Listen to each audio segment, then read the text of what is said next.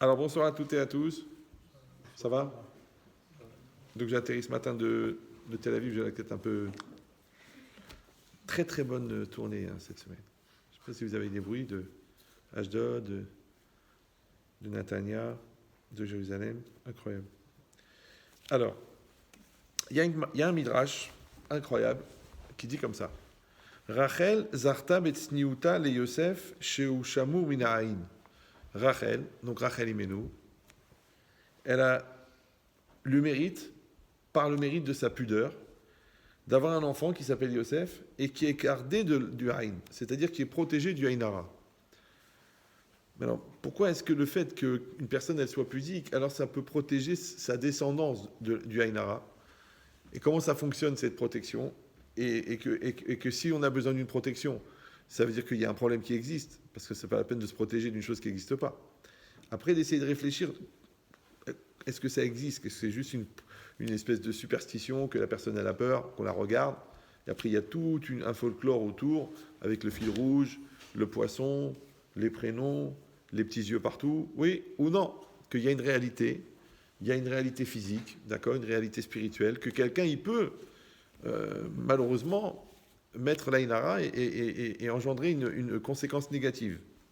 Alors ici, quand c'est marqué cette notion-là, à propos de Yosef, et c'est intéressant parce que Yosef, dans la littérature thoraïque, il est le représentant de celui qui échappe au Haïnara, qui n'est pas touché par l'Aïnara, il est même le protecteur des gens qui ne veulent pas subir l'Aïnara. C'est pour ça que la Gemara, elle dit que quelqu'un qui a peur d'avoir du mauvais œil, alors il va mettre ce pouce, le pouce, ce doigt-là, dans cette main-là, et l'autre pouce dans l'autre main, donc il cache les deux pouces, ouais, et il dit Anna Mizera de Yosef, de l'Oshaltaba et Nabisha. Moi, je suis de la descendance de Yosef sur lequel ne tombe pas le Haïnara. D'accord? Donc, quel rapport maintenant entre Yosef et la préservation du Haïnara? Alors, la logique, elle est que Yosef, il a vécu quelque chose d'incroyable. Parce que vous savez tous qu'il était très jeune, il avait 17 ans, il était très beau, d'accord? Il était très intelligent, et il a fait des erreurs, il a mal parlé sur ses frères. À cause de ça, il s'est retrouvé vendu en Égypte. Et arrivé en Égypte, il a été pris au marché des esclaves. Il a été racheté par un homme qui avait des mœurs plutôt dérivantes, d'accord? Puisqu'il l'a acheté pour sa beauté physique. Et la femme de ce monsieur-là, elle a tenté de faire fauter Yosef pendant plus d'un an. Et Yosef n'a pas craqué, d'accord? Alors maintenant, où est-ce qu'il a pu trouver une force intérieure pareille? Parce qu'il faut se mettre dans le contexte. D'accord, un jeune homme, beau, jeté, vendu dans le pays le plus pourri du monde, c'est-à-dire que Las Vegas, à côté, c'est un couvent, qui est au marché des esclaves, racheté par un homosexuel et poursuivi par sa femme, qui est nymphomane. Ouais, et qui est convaincu que Mina Shamaïm, il faut qu'elle aille avec lui pour amener le Mashiach. D'accord? Donc c'est compliqué. Donc si la Torah avait dit, il a tenu 2 semaines, 3 semaines, il a tenu un jour, il a tenu 1 heure, ouais, on aurait dit, c'est vraiment un tzaddik. Mais il n'a pas craqué. Alors il est devenu le symbole, pour ça qu'on l'appelle Yosef HaTzadik, ouais, le symbole de la maîtrise de cette grande épreuve qui est la débauche. À ce point que la Gemara, elle donne trois personnages et elle dit que si un homme, il a fauté dans la débauche, alors quand il arrivera là-haut, le référent de la débauche, comme le maître, ouais, METRE, c'est la référence de la mesure, ouais, et le kilo, c'est la référence du poids, et bien la référence de la débauche, de la lutte contre la débauche, c'est Yosef. Ouais, et quand quelqu'un il va dire, écoutez, j'étais beau, et j'habitais en Floride, et j'avais toutes les filles qui tombaient sur ma tête, on lui dira, mais tu peux pas être plus beau et plus à l'épreuve que Yosef, et Yosef n'a pas craqué. Ça veut dire qu'il est devenu le référent. Maintenant, pour devenir le référent, ça veut dire qu'il a été placé au plus haut niveau, d'accord, plus haut niveau de l'épreuve, et quand même, il n'a pas craqué. Si quelqu'un il va dire, attends, il y a des gens qui ont été mis plus à l'épreuve que ça, dans des endroits beaucoup plus pourris, avec des gens beaucoup plus faciles. Oui, mais le problème, c'est que le rapport dans l'épreuve, il est toujours un équilibre entre le niveau de la personne, oui, et l'épreuve. Parce que si quelqu'un il a un très très bas niveau et qu'il est complètement ignorant, il est complètement impur, qu'il a grandi dans une famille de cinglés et qu'il va fauter, tu vas dire le pauvre à la limite il est déjà dans la descente, ouais. Mais lui, son père et sa mère, c'est Yaakov et Rachel. D'accord? C'est-à-dire que c'est des géants de la Torah, des géants de la pureté. Il a vécu il est né de la personne qui représente Adam Arishon dans la réincarnation. C'est-à-dire que le visage de Yaakov, il est gravé sur le trône céleste. Et c'est son fils. Et en plus, c'est son fils préféré à qui il a enseigné la Torah. Donc ça veut dire que c'est le fils du Gadolador.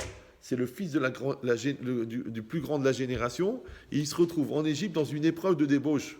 Comment quelqu'un qui a tellement travaillé au niveau du haut, il se retrouve éprouvé au niveau du bas. La partie équatoriale la plus chaude du corps humain. D'accord? Il dit cette logique-là, que Yosef, donc par rapport, encore une fois, à son niveau de spiritualité, c'est une épreuve très très forte, puisqu'on a déjà expliqué plusieurs fois que la chose la plus matérielle qui existe dans le monde, c'est la relation que l'homme a dans le regard sur la femme. Vous me suivez ou...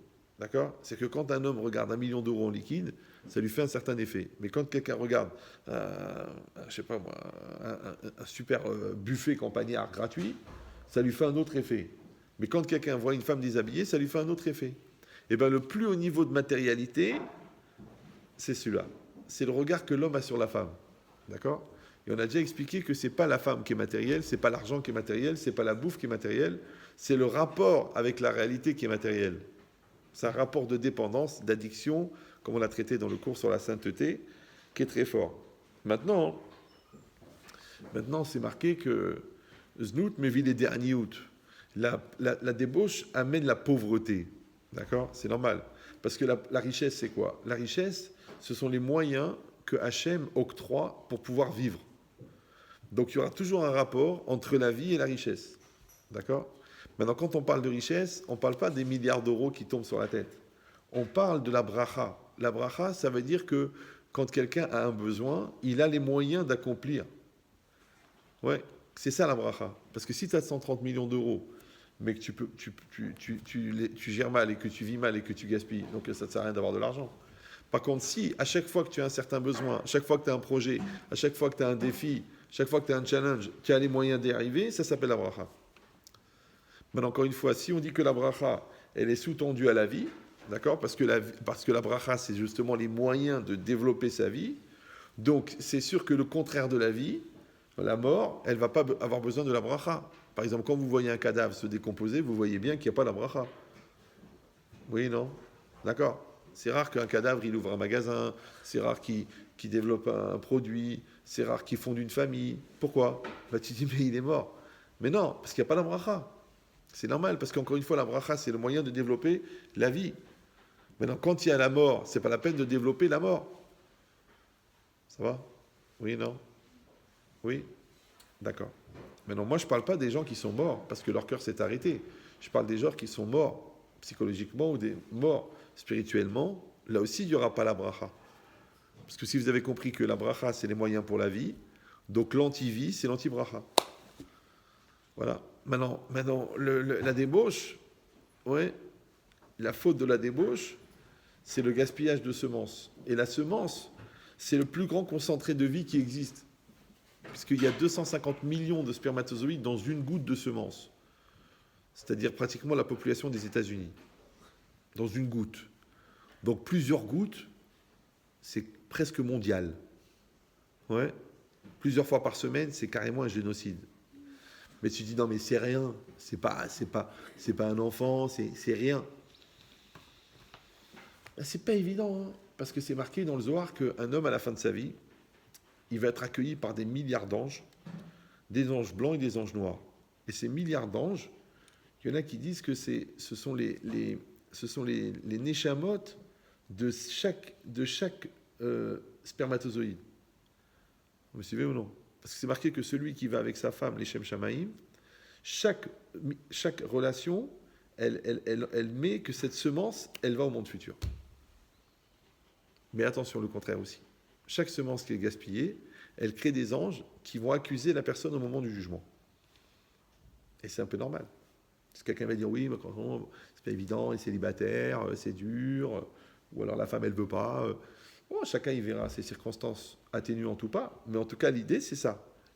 Maintenant, si on dit que la semence, c'est un concentré de vie, d'accord? Donc le gaspillage de la semence, c'est un concentré de mort. Maintenant, si on dit que la vie, c'est les moyens qu'on donne, si la bracha, c'est les moyens qu'on donne à la vie, donc celui qui préserve sa sainteté, automatiquement, il est générateur de bracha incroyable. Par contre, le contraire, celui qui va gaspiller la vie, oui, il va avoir une perte de bracha qui est complètement irrationnelle. Et les gens, ils te disent, je comprends pas, tout est fermé, il n'y a rien qui marche. Au dernier moment, le plan, il est planté, le truc, il marche pas. Tu dis, mais est-ce que tu as un problème avec la débauche? Accessoirement. Non, tu peux pas partir en bateau et faire un trou au fond de la coque. Ça ne sert à rien d'essayer de vider l'eau et d'un autre côté, tu agrandis le trou qu'il y a au fond de la barque. Ça ne va pas. Cette logique-là, c'est ça. C'est que quand Yosef Hatzadik, il a eu cette épreuve incroyable au niveau de la débauche et qui s'est préservé, et qu'on a dit que la sainteté, c'est la distance que tu prends avec la matérialité, et on a dit que le plus haut niveau de matérialité, c'est la débauche. Donc quelqu'un qui va prendre une distance avec la débauche, il va être un générateur de Kedusha, et la Kedusha, elle est la définition la plus pure de la vie, et la vie, elle amène la bracha, donc le gars, il va être un générateur de bracha incroyable. Parce que sinon, il n'y a aucune histoire, il n'y a aucune analyse géopolitique qui peut t'expliquer comment un jeune homme qui est arrivé en tant qu'esclave, d'accord, genre le rêve égyptien, qui est arrivé en tant qu'esclave, qui a fait 10 ans de prison, dans la plus pourrie des prisons, qui est tombé sur 2 personnes qui avaient besoin qu'on interprète leurs rêves, qui se trouvaient, en l'occurrence, être des ministres de Pharaon, ouais, et que ces 2 gens-là, ensuite, plus tard, 2 ans après, le Pharaon il va faire un rêve, et qu'un des 2 va se rappeler, c'est-à-dire en fait, Hachem va l'activer, ouais, pour qu'il aille parler à Pharaon, pour que Pharaon il se fasse expliquer le rêve par Yosef, et que Yosef il a tellement impressionné Pharaon que Pharaon le nomme vice-roi d'Égypte. C'est tellement beau qu'on ne peut pas l'inventer un truc pareil. D'accord? Maintenant réfléchis comment un jeune homme qui était seul dans un endroit où personne ne savait rien, que sa famille était à des milliers de kilomètres, qui était dans une maison avec une femme seule, qui a une épreuve, qui n'a pas fauté, il a pu déclencher un tel shefa, un tel flot, un tel flux de bracha. Puisque non seulement que grâce à sa chorma, les Égyptiens ont été sauvés de la famine, mais il y a eu tellement de blé qu'il a réussi à en vendre à tout le pays. Après, il a réussi à en vendre à toute la région. Il y en a qui disent qu'il a vendu au monde entier. Donc il est devenu un espèce d'aspirateur, un produit d'appel pour que la bracha elle vienne en Égypte. Comment c'est possible? Sur la base de quoi? C'est marqué. Ouais. Parce que lui, c'est marqué Ose Mishpat la Hashukim, Noten Lechem la Reevim. Ose Mishpat la Hashukim, celui qui juge, qui fait le jugement des Hashukim. Hashukim là-bas, ça veut dire les gens qui sont en lutte contre leur Yetzerara. Ouais. Alors, Noten Lechem la Reevim, c'est celui-là là, qui a été en lutte contre sa débauche, qui va à donner du pain aux affamés. Noten Lechem la Reevim. Comme ça, il explique le Maharsha. Donc, il y a un lien direct entre la préservation de la sainteté et la bénédiction. Vous suivez? D'accord. Maintenant, la question, elle est, ça c'est ce que lui a produit. Ça veut dire que potentiellement, il avait cette capacité. Maintenant, on dit, pourquoi il a eu cette force? Alors ici, le Midrash dit, parce que sa mère était pudique.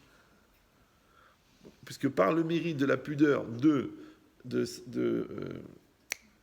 Rachel, alors elle a eu le mérite d'avoir un enfant qui est préservé du Haïnara. Maintenant, donc on a, d'un côté, on a la pudeur de Sarah, et d'un autre côté, on a la préservation de l'Haïnara. Et au milieu, qu'est-ce qu'on a? On a un homme qui va être capable de lutter contre une très très très forte pulsion de matérialité et qui grâce à ça va générer une sainteté incroyable, qui va amener une bracha incroyable, ouais, et qui va le préserver. D'accord? Donc la logique elle est que la sniout, la pudeur, elle a déclenché chez lui la capacité de la bracha, de la sainteté et d'être préservé. Pourquoi? Parce que c'est quoi la sniout? Les gens croient que la sniout, la pudeur, c'est certaines règles d'habillement nécessaires pour l'homme et pour la femme. Non, en vérité, il y a 5% de la sniout qui concerne les vêtements. La pudeur, c'est un esprit. La pudeur, c'est une dimension vécue. Ça veut dire que, comme j'ai expliqué déjà 1 million de fois, pour les redoublants, c'est que la pudeur, c'est de donner une priorité à son intériorité par rapport à son extériorité. C'est pour ça aussi que ça touche aussi les hommes, ouais, ça touche particulièrement les chachamim, ça touche particulièrement les gens fins, et qu'il y a un rapport entre la pudeur et la sagesse. Quel rapport? Parce que la sagesse, c'est quoi? La sagesse, c'est de réussir à se balader dans le monde de l'intériorité. Maintenant, les gens qui sont dans l'extériorité n'ont pas une pratique de l'intériorité. Or, l'extériorité, c'est ce qui est à l'extérieur. L'extérieur s'appelle le superficiel, qui touche la superficie. Maintenant, toi, tu as toujours un être intérieur, qui s'appelle ton être, et un être extérieur, qui s'appelle ton paraître. Après, tu dois décider si ton paraître, il va être au service de ton être, ou alors ton paraître va être séparé de ton être. Maintenant, c'est pas grave, il y a des gens qui n'existent que dans le paraître. Pas seulement parce qu'ils veulent qu'on les regarde, mais aussi parce qu'ils n'ont pas développé l'intériorité, puisqu'ils ne vivent qu'en référence au regard de l'autre. Donc ils passent la journée à être en pause, comme ça, d'attendre la photo, de prendre le ton, de trouver les opportunités, de s'inscrire dans un décor, de rentrer en scène, de vivre une comédie, parce qu'ils sont dans le paraître. C'est pas grave, d'accord? Maintenant, on a tous un paraître, mais il ne faudrait pas que ce paraître, il soit créé au détriment de l'être. Et c'est vrai que c'est tellement plus facile de paraître que d'être. Combien tu mets de temps pour t'habiller? 10 minutes. Combien de temps tu mets pour devenir 70 ans? Donc la tentation de s'habiller, d'avoir un style, de reproduire des choses que tu as vues à la télé ou au cinéma, c'est beaucoup plus facile que de devenir. Parce qu'il faut que tu deviennes à l'intérieur et que ça irradie à l'extérieur. Maintenant, quand tu vas irradier à l'extérieur ce que tu es à l'intérieur, ah ben c'est bien, voilà. Mais pour y arriver, il faut donner une priorité à l'intériorité. Et cette logique-là, c'est la pudeur. C'est ça la pudeur. Donc les gens qui sont dans la recherche, les gens qui sont dans la sensibilité, les gens qui sont dans la musique, les gens qui sont dans la spiritualité, les gens qui sont dans la prière, les gens qui sont dans la philosophie, ils sont dans la pudeur. Pourquoi? Parce qu'en fin de compte, ils développent les règles et les pratiques qui leur permettent de se promener dans le monde intérieur. Ça va? Mais si quelqu'un ne connaît pas le code de la route de l'intériorité, d'accord, ni dans son langage, ni dans sa pensée, ni dans ses choix, oui, parce que quelqu'un qui voit à long terme, c'est de l'intériorité. Ça s'appelle de la pudeur. Mais si quelqu'un y voit à court terme, parce qu'il ne voit pas plus loin que son nez, il voit vraiment de quoi tu parles, il ne voit pas de quoi tu parles, et puis que ça lui prend la tête d'y réfléchir, ben, il ne peut pas avoir de pudeur. Parce que la pudeur, encore une fois, c'est de mettre en priorité son intériorité, mais il faut avoir de l'intériorité pour pouvoir avoir une vie intérieure. Même Rousseau, il a dit, cultivez votre jardin. Mais si quelqu'un va dire, eh ben peut-être que toute la vie, on n'a pas besoin d'intériorité. C'est vrai. Tu vois bien que les mecs, ils se prennent la tête, ils réfléchissent. Alors qu'il y a des gens très superficiels et très heureux. Ils sont bien, ils attendent le beau temps, ils attendent les vents de flash, ils se refont les ongles, ils espèrent, si Dieu veut, trouver la bonne coupe qui mettra en valeur la forme de leur visage. C'est une vie, c'est toute une industrie, c'est tout un public. Donc ça existe, c'est une réalité. D'accord? Mais le problème, c'est un peu comme dans les rêves. La valeur d'un rêve n'existe que si tu ne te réveilles pas. C'est pour ça que j'ai vu des gens, des fois, qui étaient tellement à côté de la plaque, je ne parle même pas de la religion, au niveau de leur rapport à la réalité, que j'ai dit, Hachem, ne les réveille pas. Parce que le mec, quand il va se réveiller, mais il va se tirer une balle. Bah oui, parce que chaque journée d'illusion, ouais, provoque un choc de désillusion plus grand. Comme si vous ou non. Plus tu te mens à toi-même, plus tu mens à l'autre, plus le mensonge, la vérité, elle va être violente. Donc plus tu t'illusionnes, plus le rapport à la réalité va être violent. C'est pour ça que les gens, des fois, tu dis, c'est pas grave. Il vaut mieux qu'ils meurent dans leurs rêves. Parce que s'ils se réveillent, pour ça qu'il avait à l'époque, Ben Chetrit, il avait donné cette règle. Je ne sais pas si vous avez assisté à des cours à lui. C'est déjà vieux. Il avait dit que la violence du réveil dépend de la profondeur du sommeil. On dirait un jeu de mots, mais c'est très profond. Pourquoi ?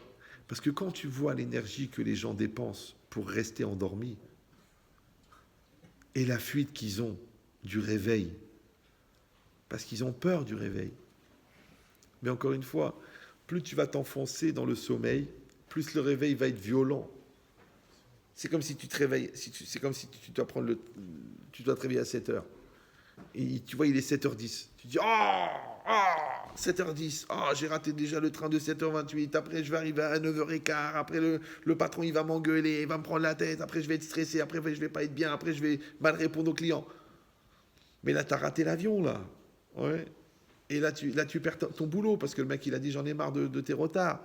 Et après, tu te fais insulter par ta femme, et sur un coup de nerf, tu la pousses, mais elle se tape sur le radiateur.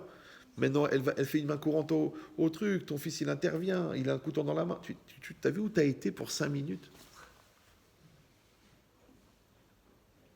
Maintenant, il y a un phénomène dans le réveil que tout le monde a expérimenté, c'est que le réveil, il sonne, et tu te lèves, et tu fais Netilat, et tu t'habilles, et tu fais ta prière, et tu cours au travail, et tu es dans le RER et tout ça, et puis d'un seul coup, paf, tu sens une main comme ça, tu te réveilles, en fait, tu dormais.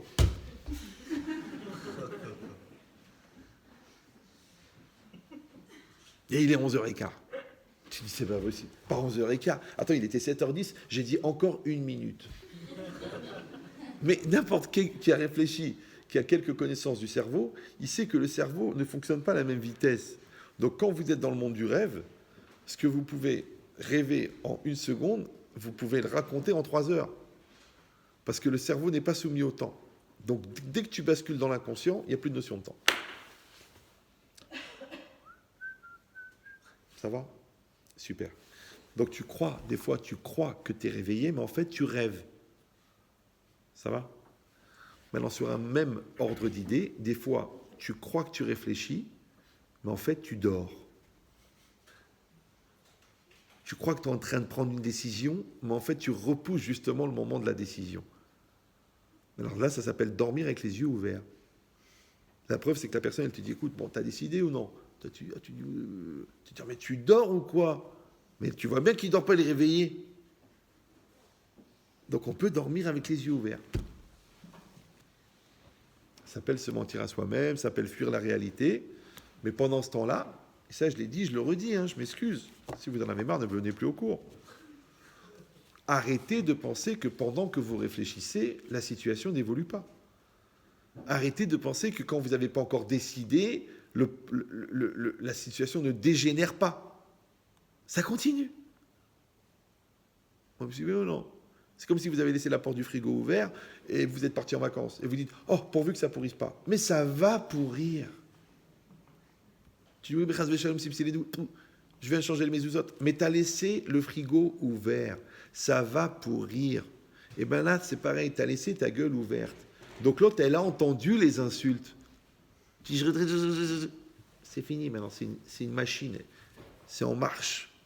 Ça fonctionne. Ça développe, ça pourrit. C'est la vie. C'est la vie.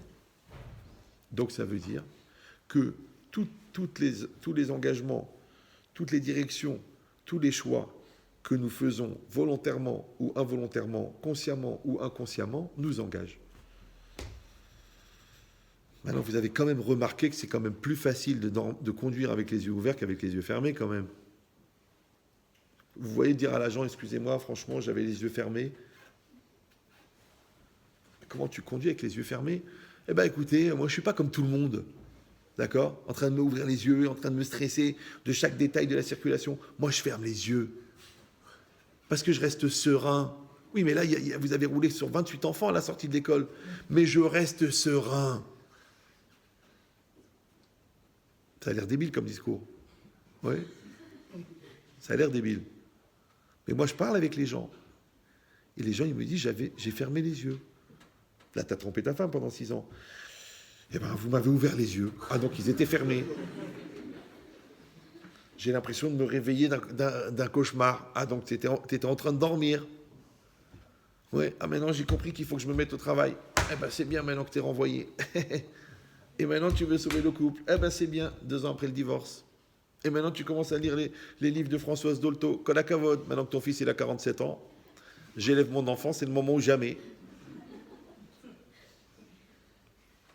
Maintenant ce décalé là, que moi j'appelle le coma, ouais, il est réel. Vous comprenez ou non? Je ne suis pas en train de vous parler de choses qui n'existent pas, puisque vous les côtoyez tous les jours et parfois même vous en faites partie.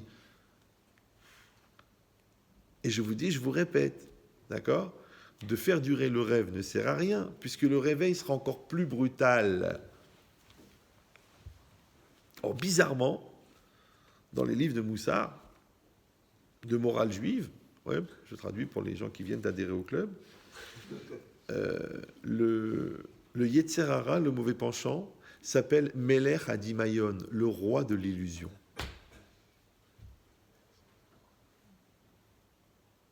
Ça veut dire que son travail, c'est de fabriquer du rêve. Et comme c'est beaucoup plus confortable de regarder un DVD sur le saut à élastique que d'aller faire du saut à élastique, donc quelqu'un va toujours être plus tenté par l'illusion que par la réalité. Maintenant, l'illusion, c'est justement de sortir de la réalité. Ouais.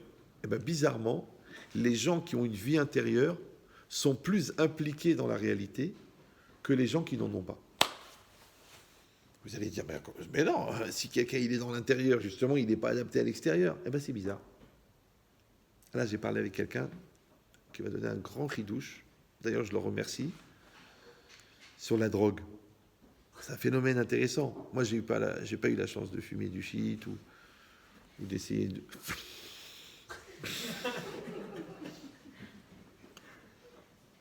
Mais il m'a dit un chidouche.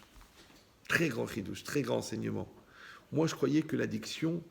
Parce que vous savez, il y a toujours la montée et la descente. Moi, je parle à des connaisseurs. Donc ça reste stupéfiant. Mais il y a la montée... Le gars, il est excité, il a envie de conquérir le monde, il prend son téléphone, il va appeler Ron Poulain pour racheter, d'accord? Et après, il y a la descente. Et la descente, c'est la descente. Il a envie de mourir, j'en peux plus, il se met à pleurer, il ne sait pas pourquoi, il se tape la tête contre les murs. Maintenant, moi, j'ai toujours cru, dans mon côté Nia, que le gars, il était addict à la montée. C'est-à-dire qu'il va reprendre une dose pour ressentir la montée. Et lui, il m'a dit non. Et c'est un gars qui a la... C'est que lui, dans son calendrier, avec des mois de juin. Il n'y a pas de mai, il n'y a pas de mars, il n'y a pas de février, il n'y a que juin. Et il m'a dit, cette chose incroyable, il m'a dit en vérité, on est addict à la descente, on n'est pas addict à la montée. C'est-à-dire qu'il y a une espèce de logique d'autodestruction suicidaire, de dénigrement, de pourrissement, oui, qui donne envie de recommencer. C'est incroyable. Je sais que ça paraît bizarre. Pourquoi? Parce que quand on s'est éduqué à chercher le bien, on ne peut pas imaginer que quelqu'un il peut kiffer le mal. Quand on s'est éduqué à chercher des solutions, on ne peut pas imaginer que les gens ils cultivent les problèmes. Mais en vérité, si quelqu'un il est bien formaté dans son Yetzer Hara, il a bien suivi le conditionnement du négatif, il a bien mis en place chez lui les règles de l'autodestruction, il va kiffer le mal. Vous me suivez ou non? Il va kiffer le mal. Mais c'est incroyable. C'est pour ça que je vois des gens des fois qui m'appellent et qui me disent « Mais écoutez, Ahmed Chetrit, mais c'est pas possible, regardez qu'est-ce qu'il a fait, qu'est-ce qu'il a fait. » Je dis « Mais madame ou monsieur, vous êtes en train de raisonner raisonnablement sur quelqu'un qui n'est pas raisonnable. » D'accord? Vous êtes éduqué avec une raison, avec des raisons et avec du raisonnable, et l'autre, il est dans le déraisonnable. Donc, vous ne comprenez pas. Et maintenant, plus vous êtes choqué de son côté déraisonnable, plus ça l'excite d'être encore plus déraisonnable. Parce que c'est deux systèmes. Le système du raisonnable, le système du déraisonnable. Le système de se préserver, le système de se détruire. D'accord? Le système de se valoriser, le système de se dénigrer. C'est deux systèmes. Maintenant, quand l'autre, il est bien dans le mauvais pour nous, il est mal dans l'autre. C'est pour ça que le gars qui est bourré de complexes, quand il voit quelqu'un qui est sûr de lui, il va dire pour qui il se prend. Mais il se prend pour lui. C'est toi qui te prends pour personne. D'accord? Et l'idée, c'est ça. Donc maintenant, encore une fois, quand quelqu'un, il va travailler son intériorité, d'accord? C'est pour ça que 99% des mitzvot n'ont pas de lecture rationnelle, Baruch Hashem. Bah oui, parce qu'il faut que tu apprennes. C'est le code de la route de l'irrationnel. Maintenant, c'est vrai qu'il y a une très grande tentation de rationaliser la Torah. D'accord? Que le mikvé, ça devient du sanitaire, que la cacheroute, ça devient de la nutrition, que le Shabbat, ça devient la fin du week-end, que les téphilines, c'est pour prendre l'attention. Chacun, il va trouver. Mais c'est dommage, c'est dommage. C'est dommage. Moi, personnellement, je ne suis pas rentré dans la Torah parce que j'ai trouvé ça intelligent. J'avais de l'intelligence déjà. Ouais. Mais c'était la seule manière d'avoir un contact avec le divin. Maintenant, c'est vrai que pour rechercher le divin, il faut aller un peu au bout de l'humain. Vous me suivez ou non? Tu travailles l'humain, tu travailles l'humain, tu travailles l'humain, tu travailles l'humain, et au bout de l'humain, il y a le début du divin. C'est pour ça qu'on dit que le début de la Mouna, c'est la fin de la philosophie. Mais si toi, tu as choisi la religion pour fuir l'humain, tu vas trouver ni la religion, ni l'humain. C'est ce qu'on appelle un paumé. D'accord? Donc, qu'est-ce qui se passe maintenant? Quand toi, tu cherches l'intériorité, et tu cherches la construction intérieure, et tu cherches l'intériorité, c'est-à-dire la trame invisible de la personne, comme tu cherches la trame invisible de l'acte, c'est-à-dire le sens que tu donnes à l'acte, et après la trame invisible du texte, c'est-à-dire le sens profond du texte, et après la trame invisible de la personne, que tu regardes l'extérieur de la personne et non pas l'intérieur de la personne et non pas l'extérieur de la personne, que quand tu manges une pomme, tu prends de l'énergie, c'est pas quand tu es en train de bouffer une pomme, ouais. Quand tu es en repas avec des gens, c'est que tu prends une énergie positive de proximité, c'est pas en train de t'empiffrer des calories. Donc toute ta vie, elle est différente. Dans l'intérieur et dans l'extérieur, puisque maintenant, c'est ton intériorité qui va fixer les règles de ton extériorité. Et étant donné que le monde, il fonctionne par rapport à l'intériorité, la preuve, c'est que même quand tu veux faire un business, on te dit fais un business plan. Quand tu veux faire une maison, on te dit va chez un architecte pour faire un plan. Quand tu veux savoir qui tu es, on te dit mets les choses à plat. C'est-à-dire que tu es obligé de rentrer dans l'intériorité pour fabriquer de l'extériorité. Mais si tu dis, écoute, je n'ai pas réfléchi, je suis rentré dans la banque, j'ai demandé 200 millions d'euros, alors que j'avais une idée de folie, d'accord, c'était de faire génétiquement des portières sur les œufs. Donc le gars, au lieu de casser l'œuf, il le fait cuire, mais comme on a mis des gènes de Peugeot dans la poule, ça fait des œufs avec des portières. C'est un truc, c'est délirant, je sais que personne n'y a pensé, grâce à Dieu. Ouais. Oh, bah, ouais. Il a une sono sur lui, celui-là. D'accord. Mais c'est quoi l'idée? Ouais. Mais l'idée, c'est ça. Ouais. L'idée, c'est que c'est cette gestion de l'intériorité, en fin de compte, qui te donne un pied dans la réalité. L'inverse de ce que les gens croient. Pourquoi? Parce que tu t'es servi de ton intériorité pour lire ta réalité. Mais celui qui se sert de l'intériorité pour fuir la réalité, il ne comprend plus rien avec la réalité. Comme tu vois des gens qui sont des génies en mathématiques et en physique, et le gars, tu lui dis, bon, il faut accrocher le cadre. Et le mec, il met 1h30 pour comprendre qu'il faut mettre un clou. Ouais, il peut synthétiser 600 000 employés dans une société, mais il n'arrive pas à gérer 2 gosses un après-midi de dimanche. Il devient fou, il dit, j'en peux plus. Je dis, mais attends, c'est rien, c'est toi qui as fait le plan social de Peugeot. Tu te prends la tête pour 2 gosses. Voilà. Mais là, les conflits, les trucs, les interactions, les valeurs, la hiérarchie des priorités, les salaires, t'as tout géré. C'est toi qui as fait le SAP de Peugeot. Et tu n'arrives pas à gérer 2 gosses. Parce que dans la théorie, c'est super. Dans la pratique, non. Comme des gens qui sont très très forts dans le professionnel et complètement perdus dans l'émotionnel. Ils sont des requins, ils savent gérer, se truquer, se prendre la tête avec 19 DRH en même temps pour faire la fusion de la Redoute et de la Poste. Ouais. Et à chaque fois, ils tombent sur des gens qui abusent de leur gentillesse et qui, quand ils ont bien mangé le gâteau, ben, ils ne demandent pas l'addition. Mais, Marguerite, t'en as pas marre de faire la vache? Laitière en plus.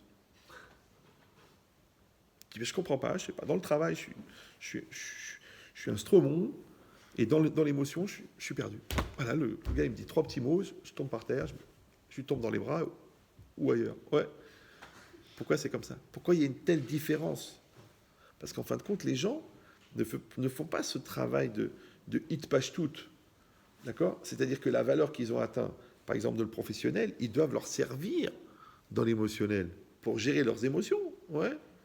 La valeur qu'ils ont appris dans le rôle avec leurs études, ils doivent leur servir dans le Kodesh, quand ils font Teshuvah, quand ils étudient la Torah. Parce que rien ne se perd, tout se transforme. Alors pourquoi ils n'arrivent pas? Parce que justement, ils font l'erreur, ils font des cloisonnements.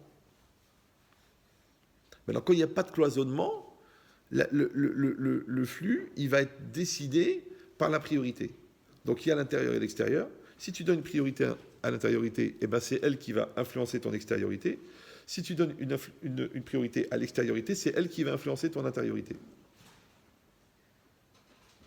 Donc tu veux, ça s'appelle Mouchpa et Mashpia. Ouais, celui qui influence et celui qui est influencé. C'est pour ça que quand tu veux influencer, il faut être certain toi-même que tu es un influenceur et non pas un influençable. Mais si toi-même tu es un influençable parce que tu es du buvard, tu es une éponge, tu absorbes tout, alors ne va pas te mettre en situation de conflit, parce que c'est toi qui vas le plus souffrir des coups. C'est un proverbe tchécoslovaque très connu. Ne jette pas la pierre à ton voisin si ta maison est en verre. Vous me suivez ou non? C'est-à-dire que n'insulte pas quelqu'un si tu ne supportes pas les coups. Encore il y a 2 jours, une maman, elle m'a dit, Maître Chétri, vous vous rendez compte? Il a levé la main. Je dis, mais vous l'avez frappé? Elle m'a dit, oui. Je dis, mais il a 16 ans. Elle me dit, vous vous rendez compte, il m'a traité de conne as. Je dis, mais vous l'avez dit des gros mots, vous. Donc quand vous vous êtes rabaissé à dire des gros mots, lui, il a dit, ok, on a le droit de dire des gros mots. Vous savez ou non? Quand vous l'avez frappé alors qu'il est plus en âge de recevoir la trecha, lui, il s'est senti normal de vous pousser, puisqu'il a fait que se défendre. Mais donc c'est toi qui as choisi. Alors le chat, vous l'avez vu la vidéo sur Internet? Le petit chat qui se bagarre avec son reflet. Ben là, tu te bagarres avec ton fils. Et toi, tu te bagarres avec ta fiancée. Et toi, tu te bagarres avec tes beaux-parents. 17 ans que tu leur parles pas. C'est pas un effet miroir, ça. Non, c'est une fossilisation dans la lourdeur.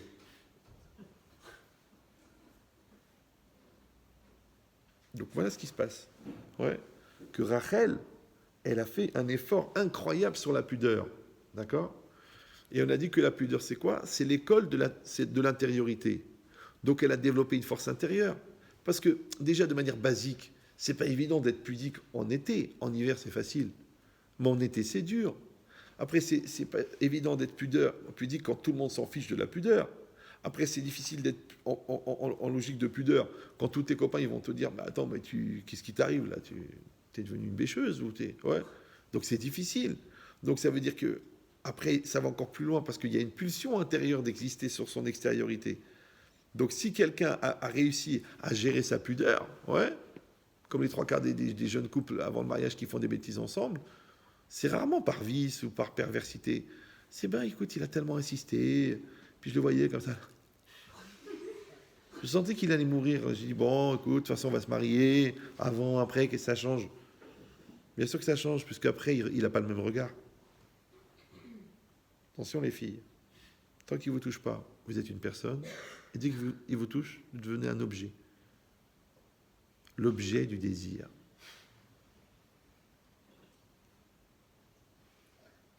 Après, tu dis, ouais, pourquoi il ne me considère pas? Il te considère comme un objet.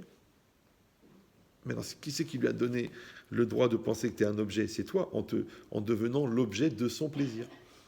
Mais toi, tu n'es pas l'objet du plaisir, toi, tu es une personne.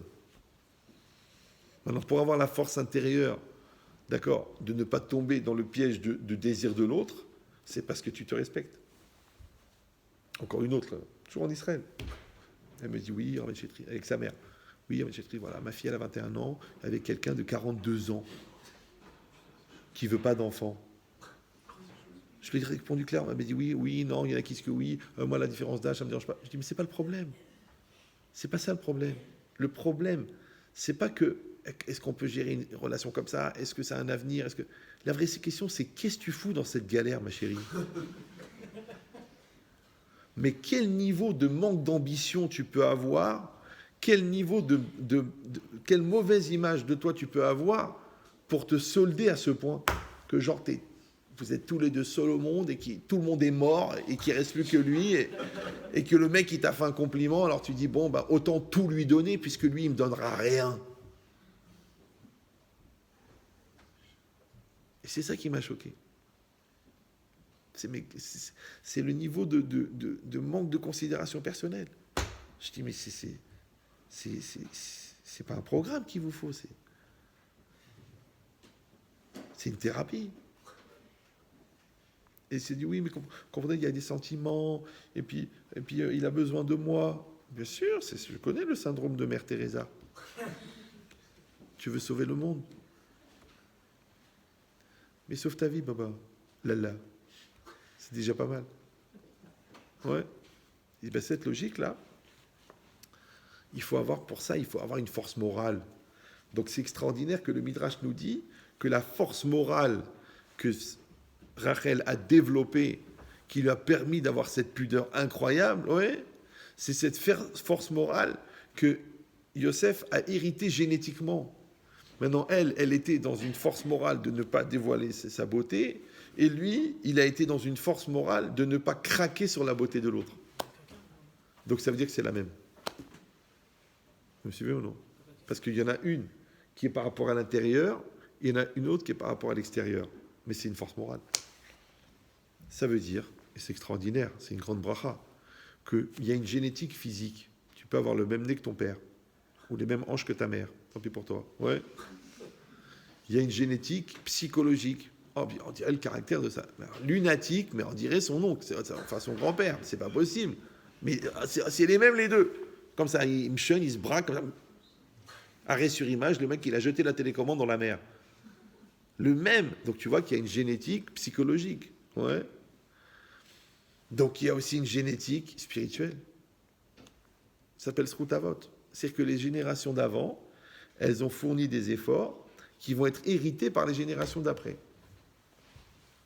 Mais pour que l'héritage se fasse, il faut que ça soit inscrit dans les gènes. Si vous ou non, pas dans le folklore, pas dans l'image, pas dans l'ambiance, pas dans la culture, pas dans le discours, dans les gènes. C'est pour ça que quand il y a des gènes, il n'y a plus de plaisir. Parce que le plaisir, c'est une dimension extérieure. Alors que la joie, c'est une dimension intérieure. Donc ce qui te procure de la joie, c'est d'être devenu. Ouais, parce que la joie, c'est la résultante de l'action d'être. Alors que le plaisir, c'est la résultante de l'action d'avoir. Donc quand tu cherches à avoir, tu auras, mais tu ne changes pas. C'est la différence entre finir une Guémara et manger un Candy Planet. Entre créer une société et regarder un DVD. Dans les deux cas, tu travailles à Wall Street. Mais là, tu as rêvé et là, tu as vécu. Maintenant, si tu as dépassé, tu as fait tes 2 ans de maths sup maths spé, tu as fait tes 3 ans ou tes 4 ans de finance à Londres, tu es rentré chez Goldman, tu as fait 1 milliard d'euros et tu as créé maintenant ton fonds de placement qui fonctionne bien, tu n'es pas la même personne que le mec qui a vu le film Wall Street. Vous dites, c'est pareil, hein, tu sais, j'ai compris, Golden Boy. Non, t'es pas le même mec, parce que le gars, il a appuyé sur le bouton, lui. Tous les jours, 25 milliards d'euros de transactions. Il l'a fait. Alors que toi, quand on te dit, tu me prêtes 20 euros, tu dis, je suis ric-rac. Tu me dis, ah, c'est pas ton argent, l'autre. Ouais, mais l'idée, c'est quoi? C'est que c'est pas devenu la même personne. Donc ici, c'est marqué que Rachel Imenou, elle a eu, par le mérite de sa pudeur, elle a eu un enfant qui était Shamour Mina Ainara.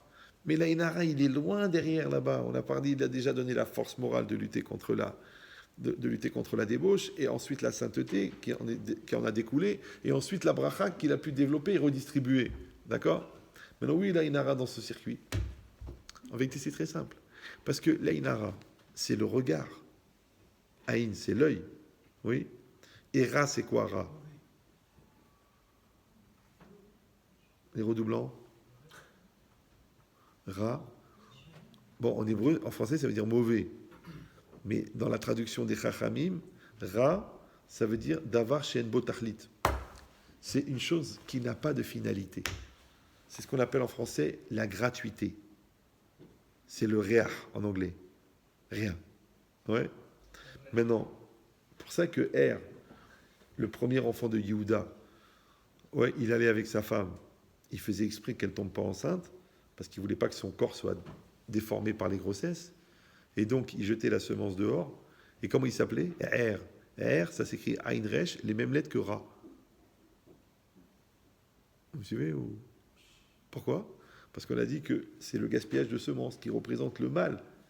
Parce que si, avec une goutte de semence, même pas une goutte, tu peux avoir un bébé qui est vivant, qui chante, qui rigole, qui écrit des textes, qui étudie la Torah, qui rachète trop de poulencs. Tu te rends compte, c'est rien. Quand tu prends cette petite production visqueuse, tu ne peux pas imaginer que le gars, un jour, il sera là en train de parler, en train de...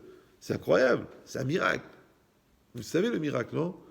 Moi, j'ai eu plus de grossesses, enfin, grâce à ma femme, que la moyenne de ce que vous aurez, mais je ne me suis pas habitué au miracle que tu donnes un peu de semences, l'autre elle arrive avec un ventre comme ça, elle passe 2 heures allongée et elle t'amène un truc qui vit, qui bouge, qui rigole, les petites mains, les ongles. Pourtant je vous dis, je ne l'ai pas triqué la grossesse, hein. Plus que vous.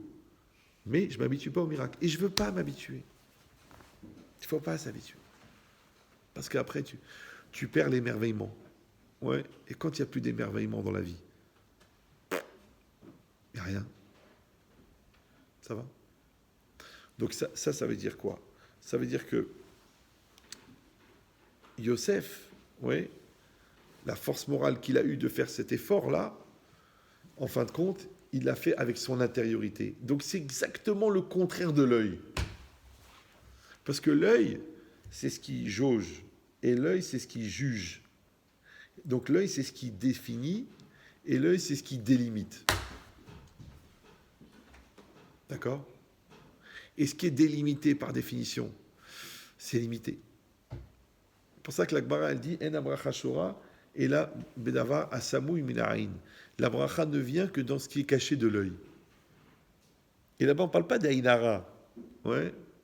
On parle de la limite. Toujours, je donne cet exemple de la Gemara. La Gemara dit comme un paysan. Ben, il récolte son blé, il récolte le blé, il récolte, il remplit des sacs, il remplit des sacs, il remplit des sacs. Alors la Gemara dit, il faut qu'il les rentre dans la grange, mais il ne les compte pas. Il ne compte pas les sacs. Il dit pourquoi? Shema mitbarer balaïla. Peut-être que ça va se multiplier pendant la nuit. Vous allez dire, mais de toute façon, le gars, il n'a pas compté. Il ne le saura jamais. Oui, c'est pour ça qu'on prend des antiseptiques. À cause de ça. Pour les sceptiques. Maintenant, le scepticisme, oui, c'est l'attitude mentale des gens qui n'investissent jamais. Des gens qui légitimisent le fait qu'ils ne prennent aucun risque, qui n'entreprennent rien et qui ne font rien. Donc ils sont obligés d'être sceptiques. Parce que sinon, ils vont être peureux. Donc ils sont sceptiques. Genre le mec, il a intellectualisé son manque de confiance. Ouais. Mais un gars, il ne peut pas être sceptique. Pourquoi? Parce qu'il le veut, parce qu'il le croit, parce qu'il le fait. Mais il le fait, le gars. Comment il est sceptique? Il le fait. Comme si quelqu'un va dire à quoi ça sert de nager, de toute façon on va se noyer. Il va mourir, il est même déjà mort. Mais l'autre, il nage. Et bien, à l'épuisement, le kilomètre qu'il a éloigné l'a fait sortir de courant négatif. Et le gars, il s'est retrouvé à côté du bateau qui l'a sauvé. Donc c'est vrai que ça ne sert à rien de nager au milieu de la mer, mais tu nages quand même. Maintenant, il y en a qui n'ont pas attendu la mer. Celui-là, il pense que ça ne sert à rien d'éduquer les enfants, parce qu'en fait, il n'a pas envie de se prendre la tête. Celui-là, il pense que ça ne sert à rien de travailler, parce que c'est Mila Shamaïm, en fait, il veut glander. Ouais. Celui-là, il pense que ça ne sert à rien de bosser les examens, parce que de toute façon, c'est déjà fixé dans le ciel. Et de toute façon, ils ont des quotas à la fac, ils ont déjà calculé qui c'est qui l'aura pas. Et lui, avec la connotation maghrébine de son nom, ça serait impossible qu'il y arrive. Tout ça, c'est pour les glandeurs. C'est un système qui a été créé pour légitimer la glande. Et c'est ça, et dans la famille des glandes, c'est la glande la plus développée, celle-là. Ouais.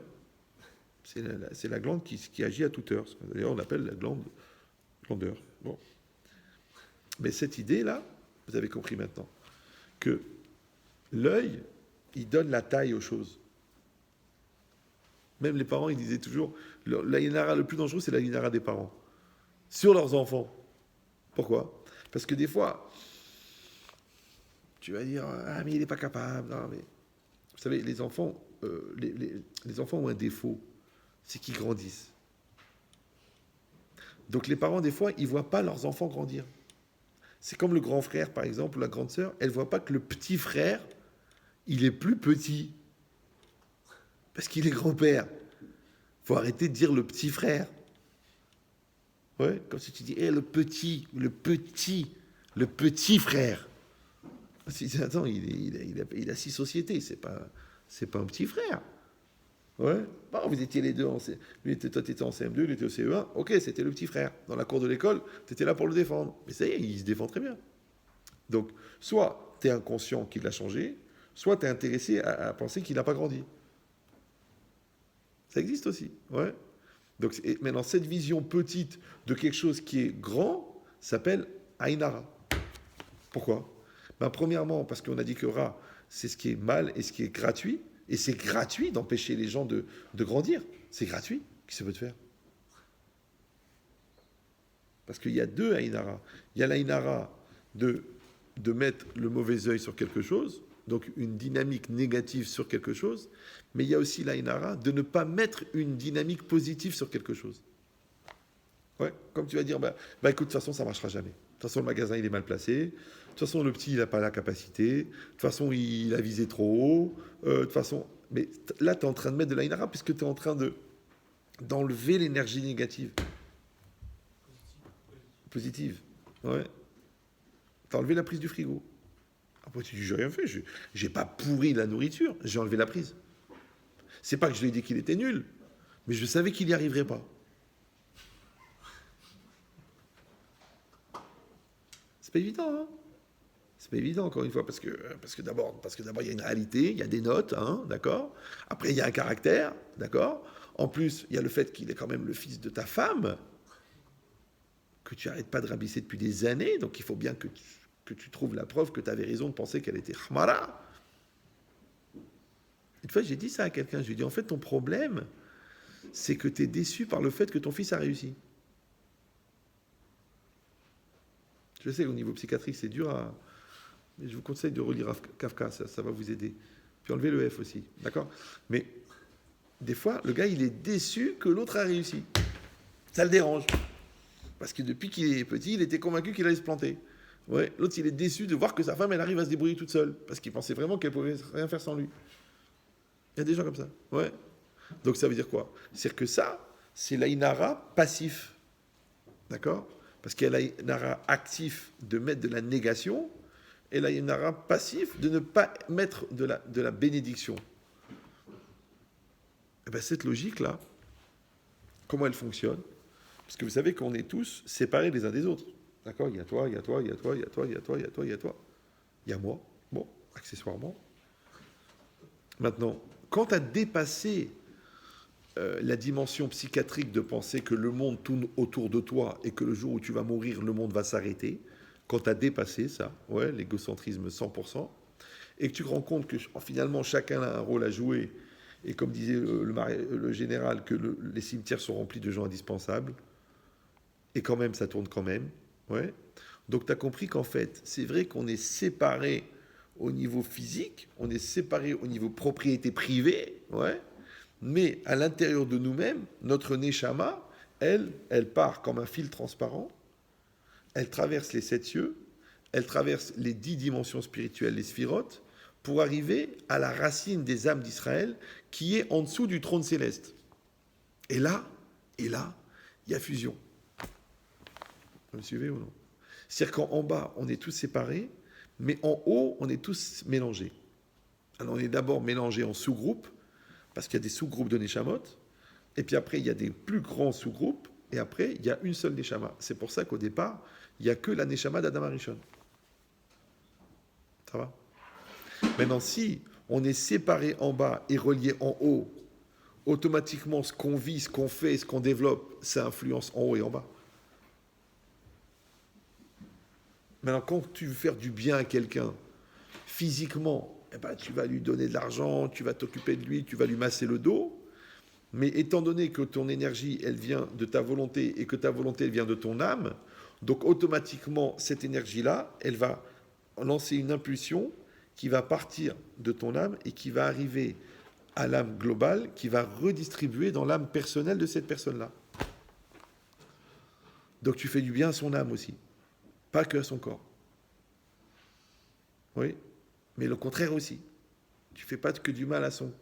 Quand tu insultes quelqu'un, tu n'as pas tellement fait mal à son corps, bien qu'il a quand même attrapé un ulcère à cause du souci, mais tu as fait du mal à son âme. Parce qu'il a dit, j'ai plus envie de vivre. Et ne pas avoir envie de vivre, ça veut dire que tu as débranché la personne de la source de vie qui s'appelle l'âme.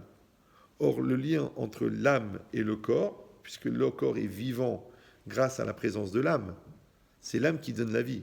D'accord ? Maintenant, pour arrêter un appareil, tu n'es pas obligé d'enlever la pile.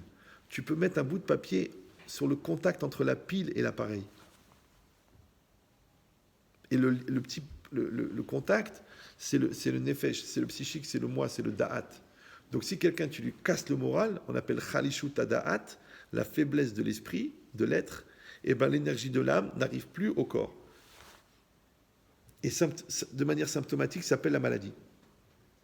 Parce que l'énergie de l'âme n'arrive plus au corps. C'est pour ça que chaque fois qu'il y a une maladie, il faut en parallèle de la chimie, il faut faire un travail au niveau du moral, au niveau du respect de soi, au niveau de l'envie de réussir, de s'en sortir. Tu es obligé. Parce que si tu comptes que sur la chimie, ça veut dire que tu as un corps inerte sur lequel on fait des manipulations. Mais c'est faux. Tu es un corps vivant, ouais, qui redistribue perpétuellement une énergie qu'il reçoit de son âme. C'est pour ça que le moral est tellement important. Une fois, les médecins, ils ont été obligés de faire des colloques pour mettre en place un protocole pour annoncer à la personne qu'elle a le cancer. Parce qu'avant, ils disaient, bon, écoutez, c'est bientôt fini. Hein, alors profitez de la vie, il vous reste 4 mois. Comme ça, ils parlaient aux gens. Mais les mecs, ils sautaient par la fenêtre. Et ils disent, écoutez, il faut bien leur dire. Alors, les gens, ils croient que parce qu'ils sont pragmatiques et parce qu'ils en voient tous les jours. Non, en vérité, parce qu'ils essayent de se débarrasser le plus vite possible de ce qui est le plus fatigant dans la vie, c'est l'espoir. Donc quand on enlève l'espoir, hop, j'en fais régler le problème. Ah, plus l'espoir. C'est bon, c'est pas la peine de t'angoisser, de toute façon c'est foutu. Mais quand tu dis à quelqu'un, bon, vous savez, c'est pas évident, il y a des protocoles, il y a des systèmes, il y a des approches, il y a des... Ben, l'autre, il continue à espérer. Et comme il espère, il va t'obliger à espérer. Et le gars, il est fatigué d'espérer. C'est même désespérant d'espérer. C'est incroyable. Donc c'est une forme d'égoïsme incroyable. Et tu vas dire, bon, mais le gars, il ne peut pas faire ça toute la journée. Espérer pour tous les gens qui sont malades. Je connaissais quelqu'un qui était urgentiste en néonatal, a fait une dépression. Tu ne peux pas voir tous les jours des bébés qui meurent. Et elle a fait une vraie dépression. Mais une dépression, mais pas une pression, dépression. Ouais. C'est très dur. Et ben cette logique-là, ça veut dire que si la personne, elle travaille là-dedans, donc elle est obligée de faire de la musculation morale, de joie de vivre, de simcha, de religiosité, de perpétuité, de couronnement de la vie, de maîtrise, de culture de la vie. Parce qu'elle est tellement dans la mort qu'elle a besoin de ça pour compenser. Mais si elle ne fait rien, genre elle regarde un film, elle mange un sandwich, elle boit un verre. Et le lendemain, il y a eu 28 bébés qui sont morts. C'est pas possible, elle va exploser. Il n'y a pas le contrepoids. Vous suivez ou... Ouais. Maintenant, moi j'ai pris des extrêmes, d'accord ? Mais on est tous sollicités par la réalité. On a tous des difficultés, on a tous des vexations, on a tous des déceptions. Si on n'a pas le pendant positif, mais on bascule. Maintenant, il y a des gens qui vont basculer avec... vous savez, c'est... Vous vous rappelez, avant, il y avait les balances avec les poids, là. Ouais. Donc, il y a un objet, et de l'autre côté, tu mets des poids. Des poids, ouais. Mais c'est très intéressant parce que tu mets, ça bouge pas. Et puis à un moment, ça bascule. Il y a le contrepoids. Je ne sais pas si vous comprenez. Eh ben, dans le négatif, quand tu bascules, c'est que tu as rencontré le contrepoids. Ouais. Et quand malgré le poids des difficultés, tu ne bascules pas, c'est parce que tu as le contrepoids. Tu as une famille, tu as des amis, tu as un cerveau, tu as une croyance, tu as le contrepoids. Donc les gens malins, ils n'attendent pas les épreuves pour commencer à imaginer quel pourrait être leur contrepoids. Ils fabriquent le contrepoids avant.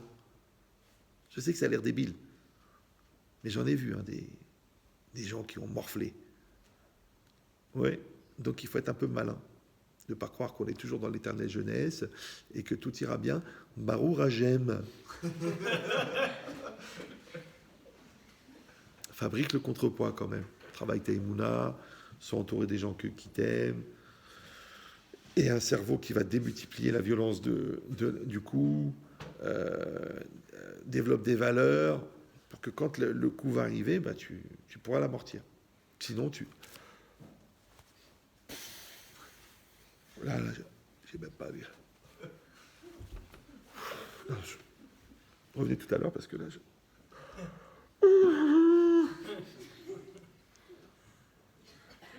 on préfère en rigoler quand même. Ouais, mais c'est exactement ce qui se passe.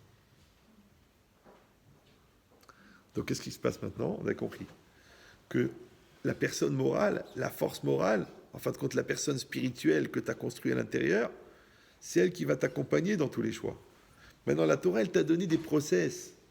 Donc, quand elle t'a donné l'étude de la Torah, quand elle t'a donné la pudeur, quand elle t'a donné l'accomplissement du Shabbat, en fin de compte, qu'est-ce que tu fais? Là, tu prends l'intériorité du temps. D'accord? Quand tu fais une bracha avant de manger, tu prends l'intériorité de la nourriture. Quand tu te casses la tête à trouver un endroit cachère, ouais, tu prends l'intériorité de tes pulsions. Quand tu laisses ta femme parce qu'elle est tranquille, parce qu'elle est nida, ouais, eh ben, tu prends l'intériorité de son être et non pas de tes besoins corporels. Donc chaque dimension, en fin de compte, elle devient un exercice de fabrication de ton intériorité qu'on appelle vulgairement la pudeur. Maintenant, le Rav Dessler, il dit Yesh levra ve yesh ainara. Il y a un mauvais cœur et il y a un mauvais œil.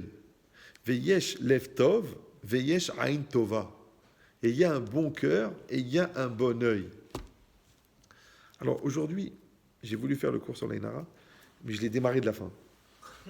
Parce que même moi, il ne faut pas que je m'ennuie. C'est un truc bizarre, mais on ne peut pas vendre un truc qui vous saoule. Ouais.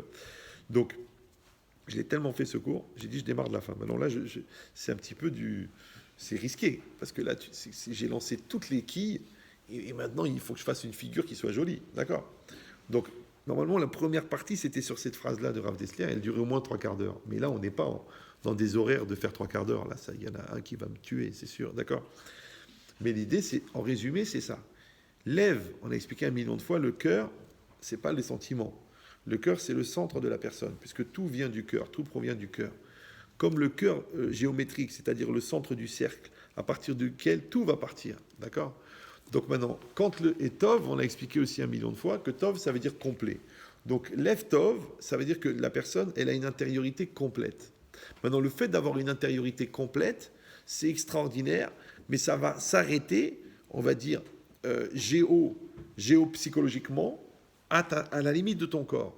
D'accord? C'est-à-dire que ton intériorité, elle va être bien jusqu'à ton corps. Ça s'appelle en français être bien dans sa peau. Maintenant, le relais qui va être pris pour que l'impulsion du cœur soit projetée à l'extérieur s'appelle l'œil. Donc le cœur, c'est la gestion de l'intériorité, mais l'œil, c'est le système de projection vers l'extériorité. Comme je vous avais expliqué, que l'œil n'est pas seulement fait pour voir, il est surtout fait pour projeter. Quand tu changes d'angle de vue, tu n'as pas changé la réalité, tu as changé d'angle. Ouais, c'est un angle de vue, un point de vue. Ouais. Comment un grand créateur, quelqu'un qui arrive à repousser les limites, on appelle un visionnaire. D'accord? Mais visionnaire, c'est pas quelqu'un qui voit, c'est quelqu'un qui projette. Vous suivez ou... D'accord? Voilà. Donc ça veut dire que l'homme, la partie, ça c'est l'homme, vous le voyez. Donc ça, c'est son cœur, et ça c'est son œil. Et son œil, il lui donne le lien avec le monde extérieur.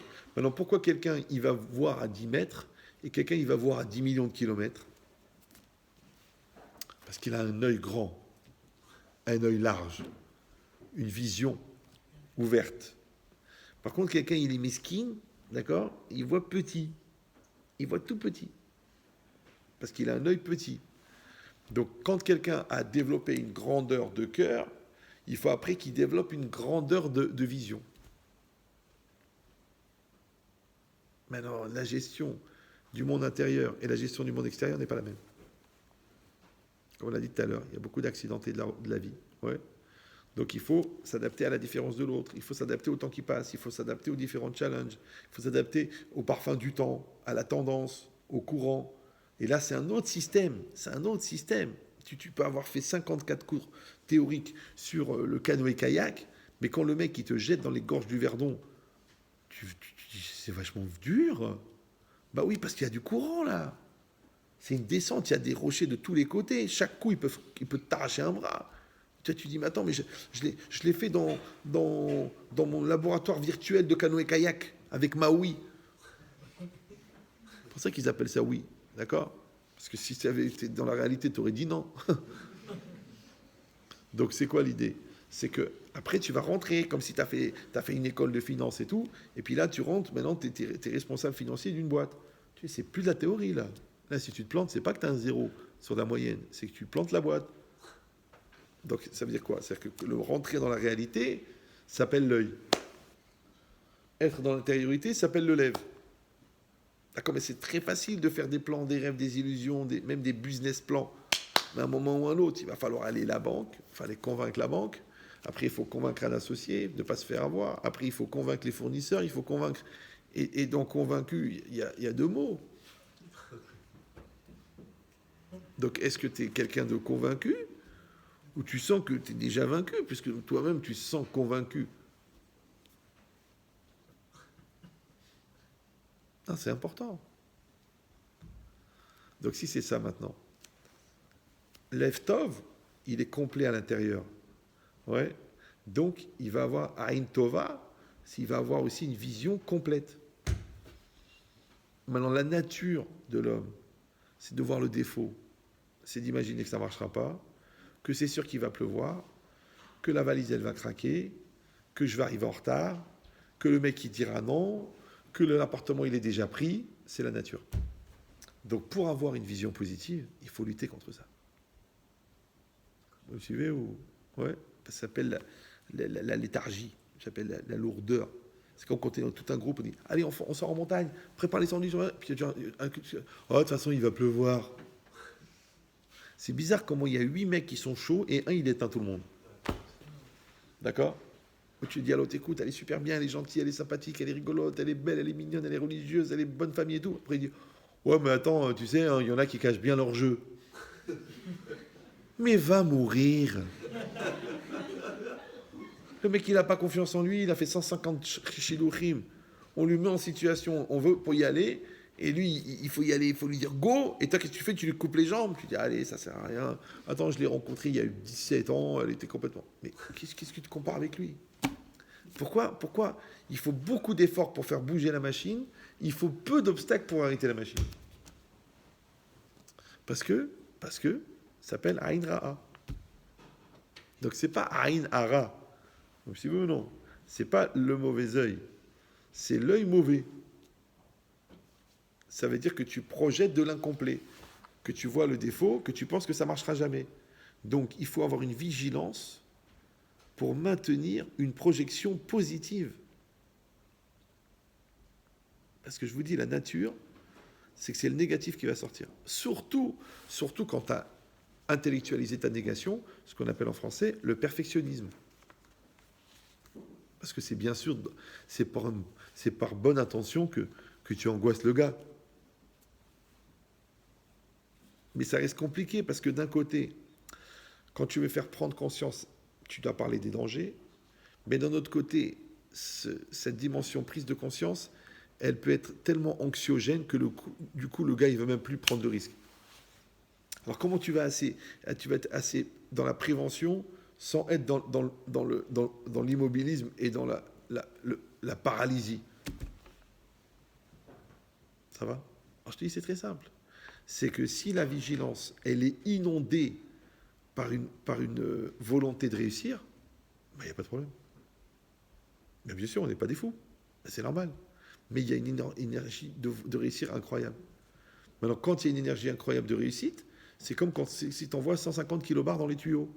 Tu dis au gars, mais t'as pas peur?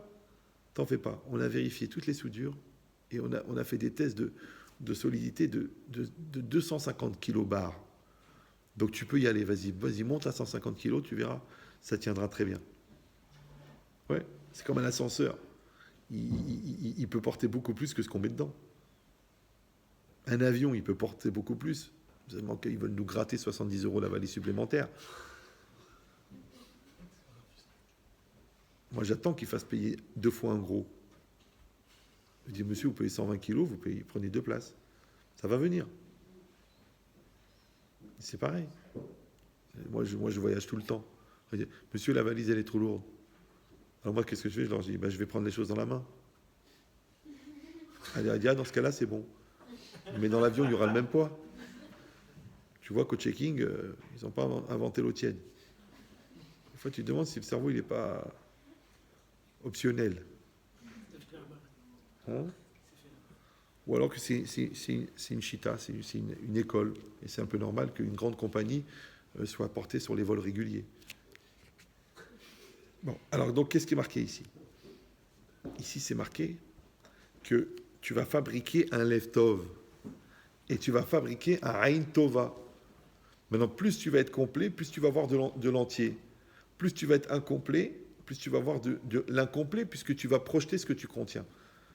Donc, au lieu de dire, écoute, j'arrive pas à trouver de solution, tu devrais dire comment ça se fait que dans la perception que tu as de la réalité, c'est toujours la partie vide du verre que tu regardes. Pourquoi tu ne regardes pas la partie pleine? Parce que de toute façon, il est à moitié vide, il est à moitié plein. Maintenant, ça, c'est une tova. Oui. Maintenant, quand tu arrives à le faire, automatiquement, tu génères un flux, et ce flux-là, il va remonter dans le fil de ta neshama, il va être redistribué. Maintenant que tu regardes le magasin, ou que tu regardes l'enfant, ou que tu regardes le conjoint, ou que tu regardes l'opportunité, ou que tu regardes la Torah, dans tout ce que tu vas regarder, ce que tu vas diffuser comme flux, ça va être un flux positif ou un flux négatif, selon la tendance de départ que tu as créée au départ.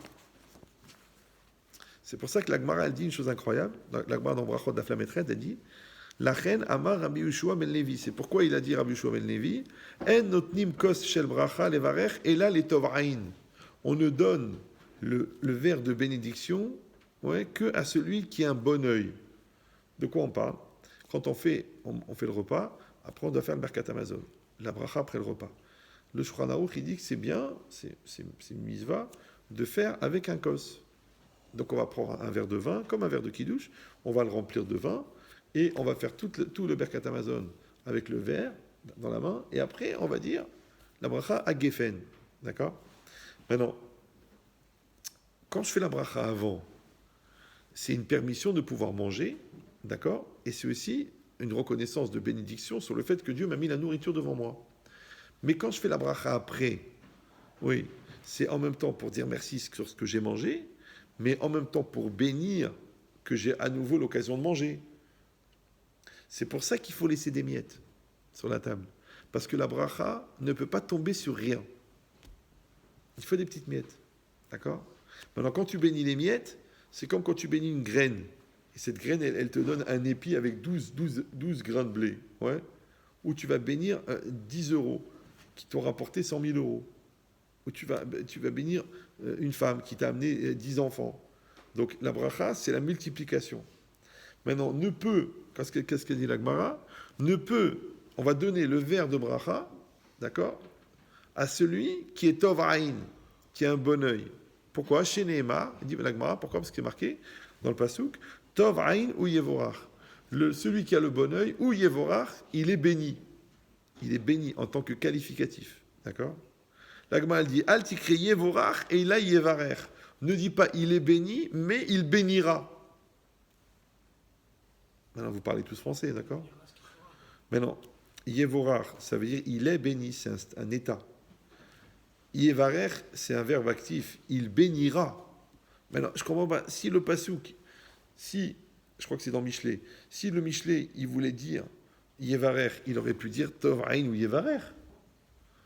Vous suivez ou non? Le bon œil, il bénira. Pourquoi il a été dire le bon œil, il est béni, d'accord? Et après, on a dit ne lis pas il est béni, mais il bénira. Il fallait marquer directement il est béni. La réponse, d'après moi, elle n'engage que moi, au pire j'ai raison, ouais, c'est que on est obligé d'écrire les deux. Parce que comment tu vas savoir, attention, qui c'est qui peut bénir, ouais, que ce n'est que celui qui est lui-même béni. Traduction. On ne peut pas vendre ce qu'on n'a pas en stock. Donc celui qui est maudit ne peut pas bénir. Celui qui est pourri ne peut pas rendre pur. Celui qui est sale ne peut pas nettoyer. C'est comme les mains pleines de cambouis. Je t'en prie, arrange la table avant Shabbat. Mais il ne peut pas, le gars. Là où il met les mains, c'est pourri. Donc, Yevorach ou Yevarer, c'est que ne peut apporter la bénédiction que celui qui est béni lui-même. D'accord? Ok. Maintenant, comment on fait pour être béni? Alors, il dit le Nefesh HaChaim, il dit celui qui est béni, c'est celui qui est content de la bénédiction de l'autre. Tu vois que l'autre il a 10 enfants, tu dis Kenirbu, ça fait 20. Tu vois que l'autre il gagne 1 milliard, tu dis Kol HaKavod, que Dieu lui double. Ouais. Maintenant, si vous allez dire, il n'y a rien d'exceptionnel, c'est pas évident. Hein. Il y a des gens qui pensent que la bracha de l'autre, elle est au détriment de la leur. Vous suivez ou non? Donc c'est plus profond que la jalousie. C'est carrément que tu crois que l'autre, il est en train de respirer ton oxygène, qui t'a piqué ton mazal, que c'était ton magasin dans lequel il gagne son argent. Tu dis, mais va te soigner. C'est ça la concurrence. Ouais. C'est ça la guéguerre. C'est ça de dire, ouais, t'as vu, il a fait exprès de mettre le magasin juste en face. Mais toi aussi, tu t'as mis le magasin en face. Oui. D'accord? Et tu dis, oui, mais lui, il veut me prendre ma place. Mais c'est toi qui es en train d'intriguer dans la société pour le rabaisser, pour que le patron, il te mette en valeur. Donc, qu'est-ce que tu es en train de dire, il veut me prendre ma place? En plus que toi, ton ancien chef, il s'est suicidé tellement tu l'as détruit moralement. Donc, qu'est-ce que tu es en train de parler de ce qu'il est en train de te faire, alors qu'en fait, ça n'est que le retour de manivelle de ce que tu as fait. C'est-à-dire que les gens, ils ont peur des conséquences, mais ils oublient les causes. Ouais. Ils sont très observateurs des activités des autres, mais ils n'ont pas de recul sur les leurs. Ils ne se rendent pas compte que leur discours, en fin de compte, de critique, il est juste le discours qu'ils devraient avoir de leurs propres actions. Donc quand la personne, elle est bénie, ça veut dire elle est contente de la bracha de l'autre. Pourquoi? Parce que si quelqu'un a mangé 2 assiettes de dafina, ouais, et qu'il aime manger, et que tu lui proposes une choucroute garnie, soit il va vomir, ouais, soit il va te dire, Béhémet, j'ai bien mangé, je suis bien, j'ai pas besoin, ouais. Maintenant, la malédiction d'avoir toujours besoin, ce qu'on appelle la définition de la pauvreté, ou la malédiction d'être dérangé parce qu'en refusant, tu vas en faire profiter quelqu'un d'autre, les deux, c'est une malédiction. Alors que si toi, t'es bien, je suis bien, moi je suis bien, Baruch Hashem, c'est bien, j'ai ce que j'ai, je suis content. J'ai ce que j'ai besoin, je suis content. Je fais ce que j'aime, je suis content. Je fais ce que je veux, je suis content. Je suis bien. Tu dis oui, mais tu pourras avoir plus. C'est quoi plus? Plus quoi? Ouais. Si j'ai plus que ce que je veux, je vais avoir mal. Si j'ai plus que ce que je suis capable, je vais avoir mal. Je veux avoir ce que je peux avoir, et ce que je veux avoir, et ce que je dois avoir. Et ça se passe très très bien. C'est très très bien. C'est comme si tu avais de la peine pour un panda parce qu'il mange que de l'eucalyptus. Il est bien, lui. C'est très rare qu'il regarde ton hamburger comme ça. Ah non, il est bien, il est eucalyptus, le gars. Ouais. Mais quand toi, tu es en train de manger et tu dis, oh là là, mais ça a l'air bon ce qu'il mange. Mais alors, je prends le même plat. Tu dis non, tu manges ce que tu manges et tu dévores des yeux ce qu'il mange. Tu m'étonnes l'indigestion. C'est presque Bassar Vechalav. Ouais. Donc ça veut dire qu'en fin de compte, tu t'es rendu malade, ouais, du bien de l'autre. C'est pour ça que c'est marqué Akina, Vasina, Vayetzerara, ou Ainara, Yotzim et Adam Minarolam. La jalousie, le Yetzerara, ouais, la Tahava aussi, la pulsion intéressée, ouais, elle sort l'homme du monde. Alors moi, je me suis toujours posé la question dans ce langage-là, c'est que quand l'homme il sort du monde, il est où? Non, en vérité, sortir du monde, c'est sortir de son être, c'est sortir de son équilibre, c'est sortir de son projet, c'est sortir de ses valeurs, c'est sortir de ses règles. Tu sors de toi-même. Et là, tu n'es plus personne, là, tu n'es plus rien. Parce que tu as des principes, mais tu les remets en cause parce que tu as un problème, donc tu n'as pas de principe. Tu as un équilibre moral, mais tu craques parce que tu es déçu. Tu as une sérénité, mais tu deviens fou parce qu'on te contredit. Donc à ce moment-là, tu n'es plus dedans. Alors tu es où? C'est pour ça qu'en français, on dit qu'il faut se recentrer, il faut se concentrer, il faut retrouver ses esprits. Genre tu les as perdus au grenier. Donc ce travail-là, en fin de compte, c'est se déplacer, d'accord, et rester à l'intérieur de soi. Et se déplacer et rester à l'intérieur de soi.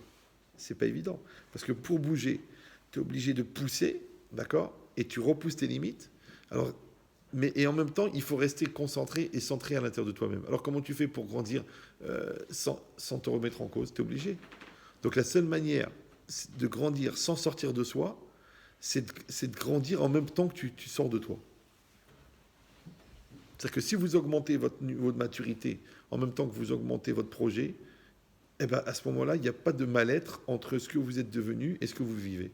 Mais si vous restez les mêmes, mais que vous vous illusionnez d'être meilleur, il va y avoir un moment, il va y avoir un craquage. Parce qu'il y a trop de distance entre ce que vous êtes et ce que vous faites.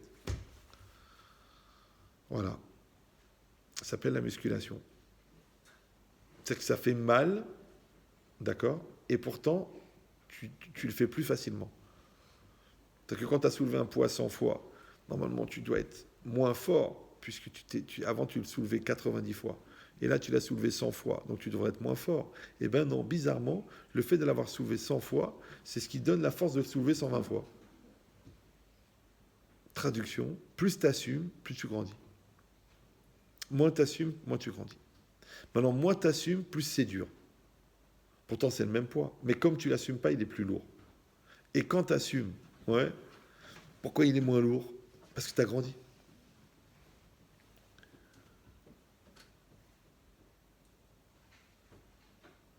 Et bien, cette capacité de grandir de ce qui te dérange, ce qui potentiellement pourrait te déranger, s'appelle la bracha.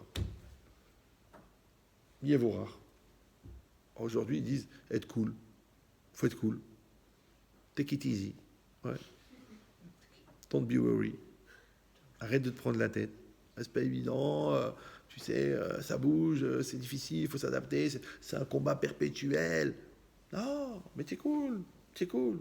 T'es un adulte à qui on pose des questions d'adulte. Eh ben, t'as qu'à donner une réponse d'adulte. T'es un papa qui a des questions d'enfant. Eh ben, tu réponds comme un papa. Tu dis, ouais, mais c'est pas toujours évident. Mais c'est parce que t'es le papa. La preuve, on te demande à toi, comme le propriétaire. Pourquoi il te demande le loyer? Il est fou. Mais non, puisque c'est toi qui as signé. Ah, c'est pour ça qu'il vient tout le temps chez moi.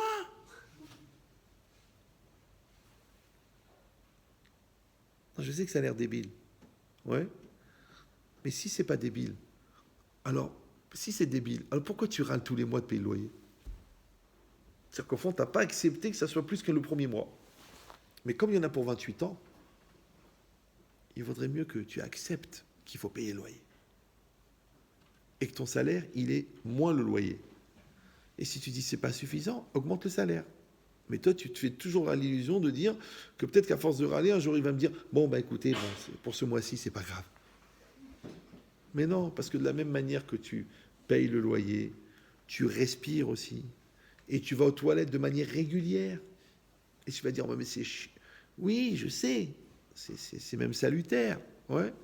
Et si tu as du mal à l'accepter, tu vas à l'hôpital, tu demandes qu'est-ce que c'est une occlusion intestinale. Et quand tu vas voir un gars en train de mourir, tu diras quoi, juste parce qu'il a pas pu aller aux toilettes? Il en est mort. D'ailleurs, c'est pour ça que les gens, quand ils ont des problèmes qui les constipent, ils disent ça me tue.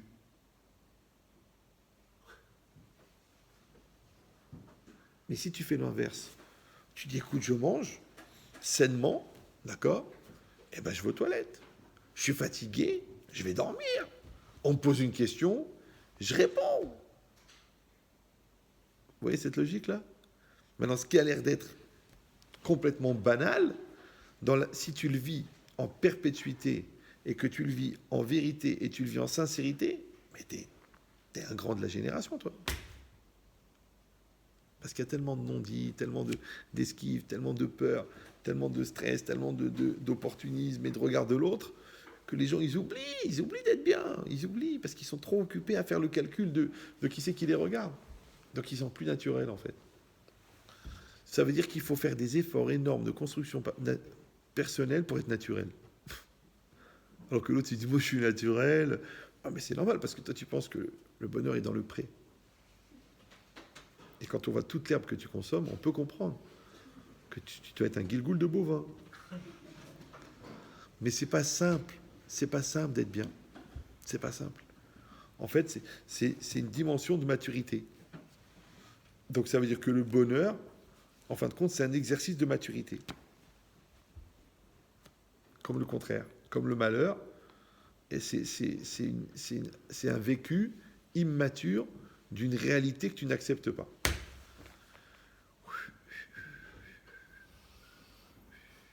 Et le bonheur, c'est une attitude positive d'acceptation d'une réalité qui est devant toi. Parce que même le bonheur, il faut l'assumer. Les gens ils croient qu'il faut assumer le malheur, mais le bonheur, ça va. Non, encore une fois, parce que si c'est un bonheur qui est dans une dynamique de construction et que tu veux de la vraie satisfaction et pas juste du plaisir, ben, il faut que tu maintiennes le mouvement. C'est pour ça que le gars, il te dit, bon, tu as 3 magasins, et ben ton expert comptable, il faut en faire en 4e. Non, mais je suis bien là, tu es obligé. C'est une courbe de développement, faut que tu grandisses. Tu es condamné à grandir. Mais attends, mais pourquoi je suis bien? Tu es condamné, c'est une dynamique. Ouais, et dans le truc, c'est pareil. Quand il y a un 3e enfant, un 4e, un 5e, un 6e qui rentre dans la famille, il y a une période de transition où il va falloir prendre le rythme, parce qu'il y a un bébé, parce qu'il réveille les autres, parce qu'il a besoin d'une chambre, c'est un moment de sevrage pour rentrer dans la nouvelle réalité. Maintenant, si tu l'abordes avec la bracha, ouais, c'est-à-dire avec le regard positif de Ain Tova, il n'y a que des solutions. Comme elle disait la grand-mère. Mais même son pipi, je le bois. Tellement elle adore le petit. Ouais.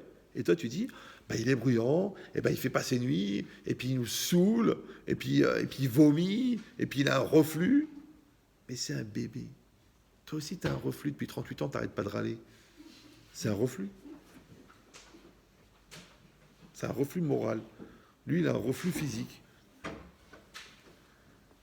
Donc si c'est ça, vous avez compris maintenant, qu'à chaque fois que la personne, elle va être devant une réalité, selon l'attitude qu'elle va avoir devant cette réalité, est-ce qu'elle va avoir un regard positif ou un regard négatif? Ouais. Mais plus que le regard maintenant, ça devient un flux de positivisme. Et ce positivisme, il doit être fondé sur du profond. Il doit être fondé sur du fondamental. C'est pour ça que quand vous réfléchissez, par exemple, lui, il donne l'exemple, le Rav Desta, il donne l'exemple du Kolelman. D'accord? Le Kolelman. D'accord? Bon, le mec, il vit, il étudie la Torah, il mange, il éduque ses enfants, il les marie, il vieillit. Je dis, mais qu'est-ce qu'il a vu? Le mec, il n'a rien vu. Il n'a pas été en Thaïlande, il n'a pas fait du saut élastique, il n'a pas visité Disneyland. Et il s'en sort, il survit. Ouais. Il ne s'est pas déchiré à la coke, il ne s'est pas défoncé à la vodka. Je sais pas, il n'a rien vécu, quoi. Peut-être pas. peut-être que comme il est dans une logique de vrai, d'accord, et qu'il n'a pas tes besoins à toi, parce que finalement, peut-être que toi, tu as fait 8 ans d'études, d'accord, pour avoir un certain diplôme. Ce diplôme, il t'a permis d'avoir un certain standing, et ce standing, il t'a obligé à travailler pour maintenir ce standing, et en fin de compte, tu as passé ta vie à justifier un standing. Bah oui, parce que comme tu travailles, comme tu es cadre supérieur, donc tu es obligé d'avoir des costards à 1000 euros, tu es obligé d'avoir une belle voiture, tu es obligé d'habiter dans un pavillon aménagé à Anguin, à 3 millions d'euros. Mais tout ça, c'est pour payer quoi? Un standing. Pour faire ce que tu veux. Maintenant, ce que tu veux, c'est quoi? C'est que tu es un fou de la pêche ou tu adores faire un mois de voile. Donc pour faire un mois de voile, tu fais 11 mois d'un boulot, d'accord, où tu stresses parce qu'il faut les gagner, les 42 000 euros pour payer tous tes leasings, d'accord, et les 8 ans d'études, et en fin de compte, si tu prends toute ta vie, combien d'années tu as fait ce que tu voulais? Et combien d'années tu as sacrifié pour pouvoir faire ce que tu voulais? Alors que le gars, lui, c'est vrai, c'est vrai. Peut-être que pendant des années, le soir, ils ont bu un café au lait avec des tartines, et peut-être qu'ils mangeaient de la viande 2 fois par semaine, mais tu l'as vu faire la gueule une fois? Il a un autre équilibre, il a une autre approche.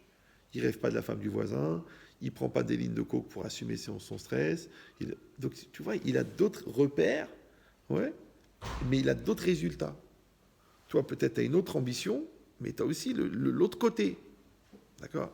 Bien évidemment que tu peux être dépressif et être Coleman, et tu peux être heureux et travailler. Ok, mais c'est juste pour donner une référence, que quand la personne, elle va être dans le vrai, donc elle va avoir la satisfaction du vrai.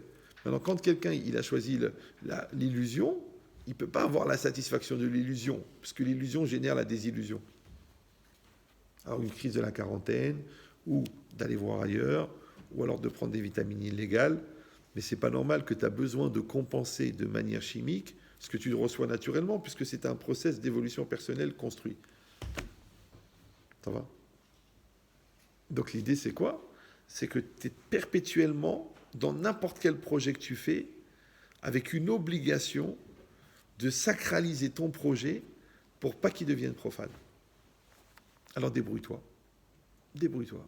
Donc mets de la kedusha dans ton travail, mets de la pureté dans tes choix, mets de l'investissement dans ta parole, mets du sens dans ton éducation, mets de la profondeur dans ton couple. Débrouille-toi. Débrouille-toi. Parce que sinon, c'est l'autre côté. Et l'autre côté, d'après ce qu'on voit dans la rue, à la télé et chez les psys, c'est pas terrible. On voit pas que la société, elle pète la joie et l'équilibre et la cohérence. Ça n'a pas l'air. Ouais. Donc cette logique-là, vous avez compris maintenant, c'est que pour qu'un homme il sorte de cette dimension négative, de la jalousie, du regard sur l'autre, de se sentir tout le temps obligé de se mesurer à l'autre, il faut qu'il acquiert ce Ain Tova. Ouais. Il faut qu'il acquiert cet équilibre intérieur. Il faut qu'il acquiert. Maintenant, toutes les règles de la Torah de Ezewashir Samer Bechelko, qui est le riche, celui qui est content de sa part. Maintenant, le gars, il peut gagner 30 millions d'euros par jour. Ouais. Mais quand il est en cohérence avec ce qu'il est et ce qu'il fait, ça s'appelle sa part. Et l'autre, maintenant, l'autre, il vit avec 30 euros par jour et il est bien. Il est bien. L'autre, il n'a jamais eu un sou sur lui, mais il est bien. Vous vous rendez compte qu'il y a des rabbinim, des rosh yeshiva, des gens qui ont eu des milliers d'élèves, qui sont des sommets de la Torah. Quand ils sont morts, le seul truc qui leur appartenait, c'était leur téphilin. Même le talit, il ne l'avait pas. Il est à la synagogue, il met un talit. Quand il est mort, il n'avait plus rien. Maintenant, il avait une maison au moment. Ouais, il avait une maison qu'ils avaient hérité là-bas, mais à Harim, des premiers Hongrois qui étaient arrivés il y a 250 ans. Ouais. Mais le gars, quelqu'un lui a demandé de se porter garant. Il s'est porté garant. Et ben, ils ont planté le business et le gars, ils lui ont pris sa maison. Alors que lui, il avait rien à gagner. C'est juste l'autre qui lui a dit, vous êtes d'accord de signer garant? Et le mec, il a signé garant. Donc même ce qu'il avait, il l'a perdu. Maintenant, ça lui a manqué quelque chose? Non. Non. Ça ne lui a pas manqué. Il a continué à étudier, il a continué à enseigner, il a formé des milliers d'élèves. Et le gars, il est bien dans sa tête. Quoi, tu crois qu'il est jaloux de ta Lamborghini? Tu crois que ça lui ferait quelque chose s'il avait des meubles Roche-Beaubois.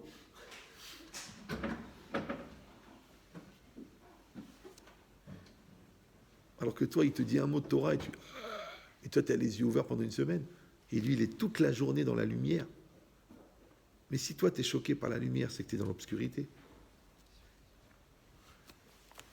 Donc après, va redéfinir le bonheur après. Allez, va t'amuser, va. Allez, continue à aller à des concerts, à rêver en écoutant des chansons, à vibrer sur des films, à t'investir sur un maquillage que tu es sûr que ça va changer ta vie. Là, ça va changer ma vie. Elle me l'a dit, hein, la maquilleuse, elle m'a dit là, vous êtes une autre personne. J'ai jamais compris ce truc-là. Mais bon, si elle y croit, hein, ouais. Mais c'est ça l'idée. Donc en fait, vous avez compris que la personne, elle va fabriquer de l'intériorité qui va irradier sur son extériorité. C'est ça la différence entre la star et le tzaddik. La star, elle est belle sous les projecteurs. Le tzaddik, il est beau même sans les projecteurs. Pourquoi ? Parce que le tzaddik, la lumière, elle vient de l'intérieur. Alors que la star, mais pas n'importe laquelle, la star, ouais, la lumière, elle vient de l'extérieur. Donc dans le concert, avec le maquillage, le bruit, le fait que tu as attendu 3 heures et que tu as payé 600 € la place, tu sens que tu es en train de vivre un événement. Mais la même personne, tu la rencontres dans la rue, elle n'a rien de spécial. Et si elle ouvre la bouche, parce que la chanson, c'est pas elle qui l'a écrit. Hein. Donc quand tu parles avec, tu dis attends, mais c'est pas possible. Elle a un cerveau, Nabila ? Non, elle n'en a pas. Non. Tout est parti vers le bas. D'accord ? Donc, c'est ça l'idée. Ouais. L'idée que le contraire, que tu vas choisir un moment, est-ce que tu vas fabriquer un lève tov ou est-ce que tu vas laisser le lève devenir rat ? Est-ce que tu vas fabriquer un aïn tova ou est-ce que tu vas laisser dériver vers le aïn ra'a ? D'accord ? Qui lui-même est générateur de destruction.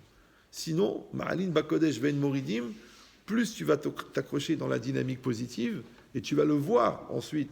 Tu vas le voir dans tes choix, tu vas le voir dans les gens qui t'entourent, tu vas le voir dans tes élèves, tu vas le voir dans tes enfants, tu vas le voir dans ton conjoint, tu vas le voir dans ton couple, qu'en fin de compte, ça s'appelle Ma'alin Bakodesh.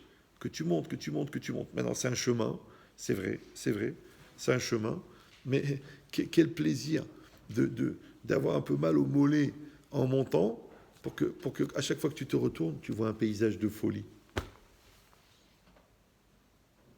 Ouais. Ou le contraire, que tu vibres en regardant un documentaire sur l'Himalaya, et puis quand ça s'arrête, tu regardes ton 2 pièces à Blanc-Ménil, tu dis je vais mourir.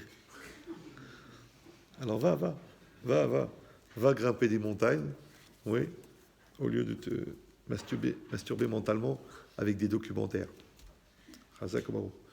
Bon, alors, juste avant de partir, je vous rappelle que lundi prochain, c'est le gala qui permet de financer toutes les activités. Il me manque encore 3 ou 4 bénévoles, des gens qui vont aider pendant la soirée, juste pour noter, pour des choses comme ça. Il y a 1 ou 2 personnes qui se sont truquées. Moi, je viens de rentrer d'Israël, donc j'ai la tête un peu à l'envers. S'il y a des gens qui s'intéressent de venir au gala ou de venir à titre de bénévole, ils me disent comme ça, on peut s'organiser. Sinon, vous pouvez envoyer votre candidature directement chez Manpower, non, sur mon email ravyechia@hotmail.com. Moi, je l'ai dit sur Facebook, je suis foutu. Non.